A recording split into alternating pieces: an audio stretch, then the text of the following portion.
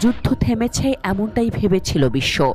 Iran Israel সংঘাত সাময়িক বিরতিতে পৌঁছানোর পর পুরো অঞ্চলে যেন এক নিঃশ্বাস ফেলার সময় তৈরি হয়েছিল।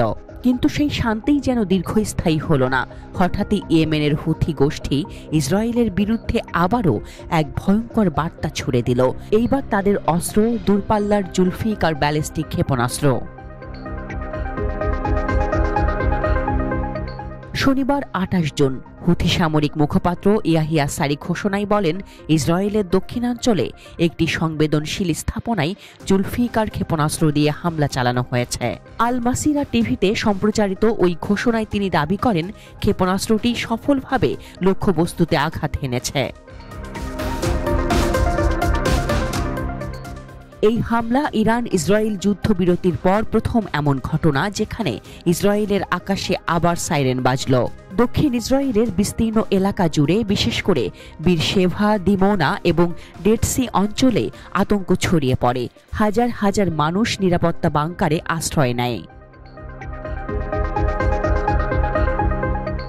ইসরায়েলি প্রতিরক্ষা বাহিনী IDF এর এক বিবৃতিতে জানানো হয়, ইয়েমেন থেকে ছোড়া একটি ক্ষেপণাস্ত্র সম্ভবত সফলভাবে প্রতিহত করা হয়েছে। তবে ইসরায়েলের জাতীয় জরুরি সেবা সংস্থা ম্যাগেন ডেভিড অ্যাডমের তথ্য অনুযায়ী এ পর্যন্ত কোনো হতাহতের খবর পাওয়া যায়নি।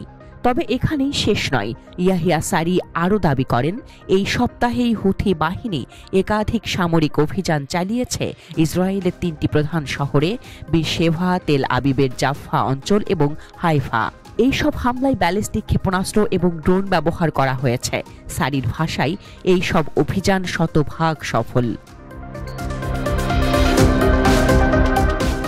এই হামলার পেছনে রয়েছে রাজনৈতিক বার্তা। সারি বলেন, গাজা এবং ফিলিস্তিনি জনগণের ওপর ইসরায়েলের অব্যাহত আগ্রাসনের প্রতিবাদ এবং অবরোধ তুলে নেওয়ার দাবিতে হুথিদের এই সামরিক পদক্ষেপ। তিনি হুঁশিয়ারি দেন, গাজায় আগ্রাসন বন্ধ না হওয়া পর্যন্ত এবং অবরোধ না ওঠা পর্যন্ত তারা সহায়ক সামরিক অভিযান চালিয়ে যাবে। এটি কেবল মধ্যপ্রাচ্যের নিরাপত্তা নয়, বরং সামগ্রিকভাবে একটি বিস্তৃত জোটের সংকেত বহন করছে। হুথিদের এই আক্রমণ ইরানপন্থী জোটের একটি চাল বলে দেখা হচ্ছে। যুদ্ধ থামলেও সংঘাত থামেনি, বরং গাজার আগুন মধ্যপ্রাচ্যের নতুন সব ফ্রন্টে ছড়িয়ে পড়ছে।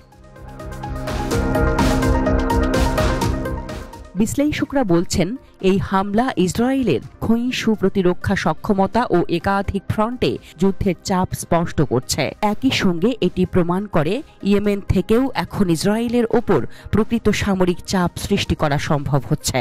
গাজা যুদ্ধের সরাসরি ময়দান এখন কিছুটা স্তিমিত হলেও এর ছায়াযুদ্ধ ছড়িয়ে পড়ছে লেবানন, সিরিয়া, ইরাক এবং ইয়েমেন পর্যন্ত।